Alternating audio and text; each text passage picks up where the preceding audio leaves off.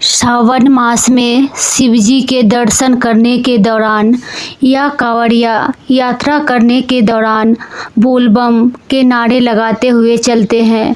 आखिर बम बम भोले या बोल बम हम क्यों बोलते हैं? शिवजी तो पर्वत, जंगल और शमशानवासी है। वैरागी बनकर वो इधर उधर घूमा करते हैं या किसी पर्वत पर वृक्ष के नीचे ध्यान लगाकर बैठ जाते हैं। उनके गण भी कई प्रकार के हैं।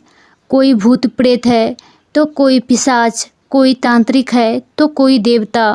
कहते हैं कि बाबा को प्रसन्न करने के लिए किसी मंत्र विशेष, पूजन या सांस्यत्र की जरूरत नहीं। अन्य देवताओं की तरह भगवान शिव को प्रसन्न करने के लिए शंख, नगाड़ा, मृदंग, भेरी, घंटी आदि वाद्य बजाने की आवश्यकता नहीं।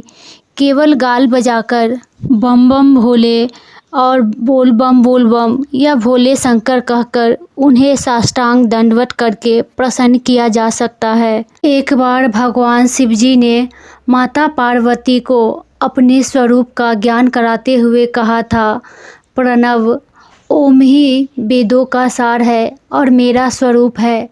ओमकार मेरे मुख से उत्पन्न होने के कारण मेरे ही स्वरूप को बताता है।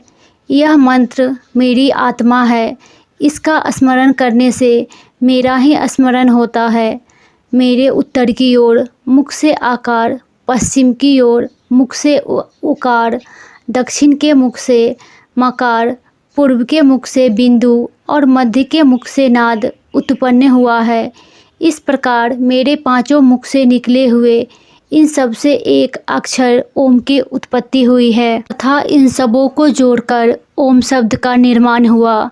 कहते हैं कि बम बम शब्द प्रणव का ही सरल रूप है, इसलिए बम बम बोलकर शिवजी को प्रसन्न किया जाता है, ताकि जितने भी श्रद्धालु सावन महीने में कांवड़ लेके बोलबम की यात्रा करते हैं तो बम बम बोले या बोल बम बोलते हुए जाते हैं। कांवड़ यात्रा करने के लिए भी कुछ नियम है जो हर हाल में भक्तों को मानना ही पड़ता है। पहला, भगवान शिव के जयकारे के साथ शुरू कांवड़ यात्रा पैदल की जानी चाहिए। दूसरा, यात्रा के दौरान किसी भी प्रकार का नशा नहीं करना चाहिए। तीसरा, मांसाहार और तामसिक भोजन का सेवन करने से बचना चाहिए। यात्रा के दौरान अगर आप कहीं रुक गए तो विश्राम करते हैं, कांवड़ को नीचे रखने से बचे, क्योंकि कांवड़ नीचे रखने से वह अशुद्ध हो जाता है। कांवड़ में गंगा जल या किसी पवित्र नदी का ही जल भरकर शिवलिंग पर जल चढ़ाए। वीडियो अच्छी लगी